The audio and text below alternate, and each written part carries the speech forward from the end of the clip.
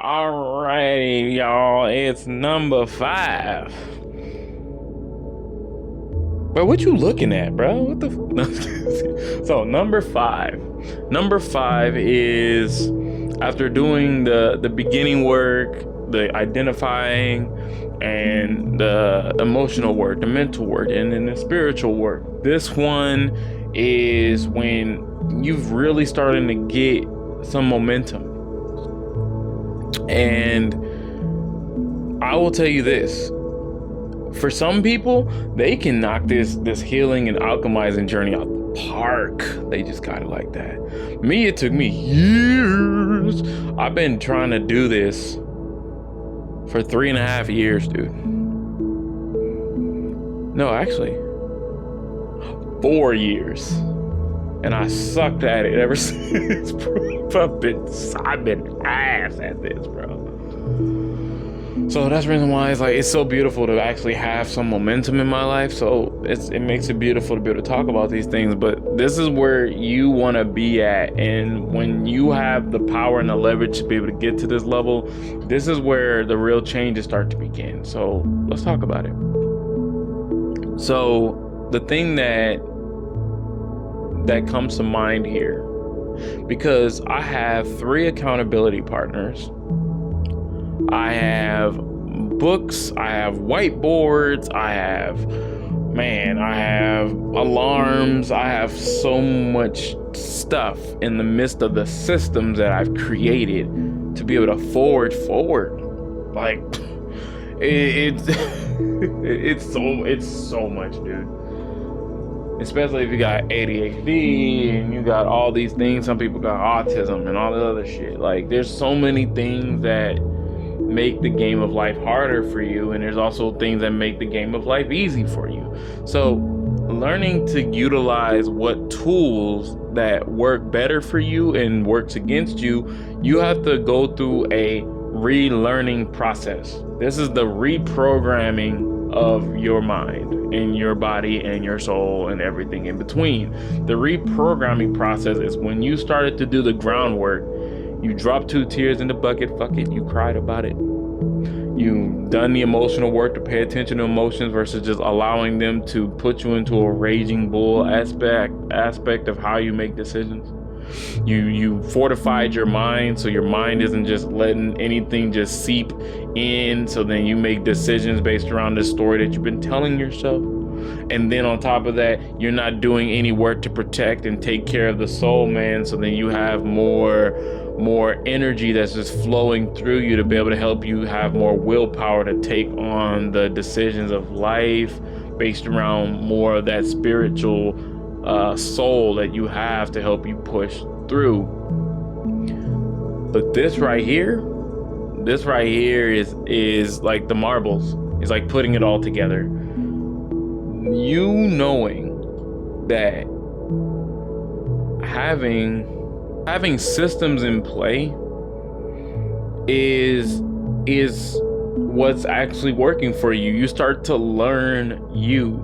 And you know, I can say this, in the United States, we don't take the time to learn ourselves. We're just kind of really, it's like we're operating off our id. We're just more reactive to life than we are just like really critical and hyper analyzing the aspects of what's not working in our lives. We just kind of just feel and consume, like we're taught to be consumers. So it's like we don't really know ourselves. And this is major, is to take the time to learn who and what you are. So I'm a person that I was like, okay, my brain will shoot into 50,000 different directions. How can I set up a system that works for me? Okay, I have a note taker. I use Google Notes a lot. It helps a lot with keeping my mind and all my little ideas together. And then nowadays, if I have a question or I need help with formatting something, I use AI. If it's my clothing or how I need to organize something around me to fortify my thoughts, so then I can use my brain for more important ways to tackle my life versus these little mundane things that my brain struggles with. If I don't get the help, then I'm going to be constantly battling these blood clots of taking action towards where I want to go or how I want to do certain things. So if one thing, okay, here's a great example. One of my things was like this mommy disappointment thought process that I had, right? It was like I would be like, oh, well, my mother would hate to see the dishes in the morning, right? I would be like, okay, I'm gonna do this, but then my procrastination because of what I really want to do or how I want to get some sleep or all these things of the future would be coming in, but this one little task of doing the dishes, which would only probably take me 10-15 minutes to do, I would be sitting on the couch just watching TV shows, just ignoring and fighting this action I just need to take to be able to make a simple thing just go away. But no, I don't let it go away. I don't do the dishes until it's 6 a.m. where she's about to get up soon, and I knock it out, and I wasted 7.5 hours of my life when all I had to do was just knock out that one task. And it stopped me from setting myself up for tomorrow, getting my clothes together, washing, being up during the day so then I can rise with the sun. But no, I allowed that thing that I was beating myself up about, or the thing that was creating the most resistance, take me away from what I wanted to truly do the next day. So it was like, if you're noticing that some things in your life are causing those clots, those minuscule steps that you need necessary to be able to make that big one that you know that you are great at. Maybe you're a good musician. Maybe you're good at, editing or doing something awesome with your hands.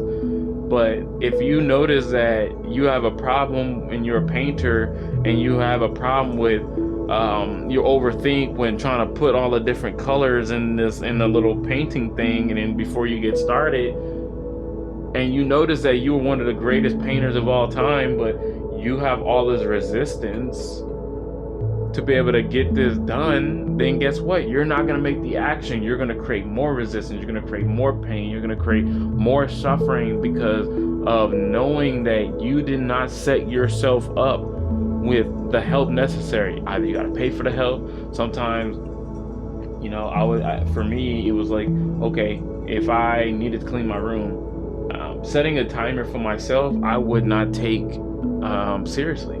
So I would ask a family member, like, hey, put a 40-minute timer on your phone. Why am I doing a 40-minute timer? Blah, blah, blah, blah. I'm like, please, don't argue, please. Just do it for me and remind me when it's done. And once it's done, everything is impeccable. It's clean, everything is done. Because sometimes you need help to get through these mental barriers that you can't seem to get through. And that's fine that happens to you, but if you are not working to relearn or learn or to create systems to stop the blockages, or oh man, like you're not good at foundations, or maybe you're excellent at foundations but you're just not good at doing the work, you have to create systems in your life to be able to help you get through this. Because if you're not, then you're going to be like, why am I constantly spinning my wheels like I'm Sonic, but I'm not going anywhere? So taking this into consideration, that this is an aspect of your healing, because if you are not alchemizing and healing because healing is a thing you do in the background because you're taking this process or you're thinking about this thing, that's the healing aspect. But alchemizing is taking it and actually putting it into action for the change. If you are not sitting there and taking the time to put a system in play, so you don't sit there and be like, what if, or how much time am I wasting? Because no day is promised for anyone, and no time is promised for anyone, especially the way that the world is going, that you can't have what you desire out of life because you didn't set yourself up, or you didn't get the tools. This also takes a strong level of accountability. Accountability is going to be heavy here. You have to have the strongest, because you, or even bigger than that, you got to have ownership. Ownership is so freaking heavy because you have to pay attention to all different factors of why these things are not working for you. So keep it into the context of what we're talking about here, is the fact that you have these innate abilities and gifts, and you have all these stories that you've just been working through, going through this process and loving life, and you're starting to gain momentum. But this is where it gets harder, because the beginning stages, it's hard, but it's not as hard when you got momentum. And then when you start to fall off and then you got to try to get back up or get back up to speed, that is the hardest shit. It is so hard. It gets so much harder. But your systems will make it easy for you to return and to believe in yourself again and revitalize your trust in yourself. And that is one of the most amazing things that you can do, is to learn to trust yourself. So take the time, write it out. What's working, what's not? Why aren't you starting the process? And why aren't you finishing the process?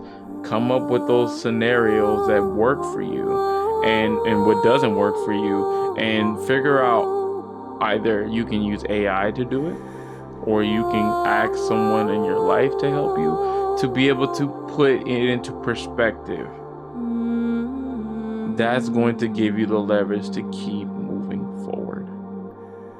So this is your boy Goodman, and I think I might have one more part in this. We'll see, but if you're looking for mentorship, hit me up. We'll talk about what works and what doesn't work in your life, and how we can break it down and make it simple for you, and just make your overall experience that much greater. So stick in there, keep fighting, and remember, you have the pen to your own book of life. Don't let no one else write your story. Namaste.